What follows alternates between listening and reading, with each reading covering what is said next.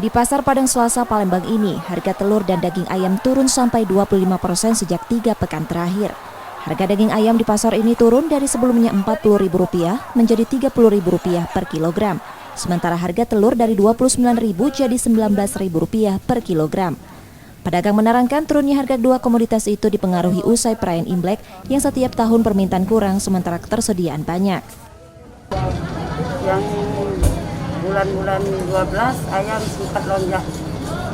Lonjaknya harganya 40 ya, pas sudah bulan 1 ini sampai turun sudah bisa jual 30 Sampai berapa?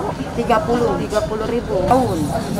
Setiap kali ayam ini harganya setiap kali mau cincinnya pasti turun.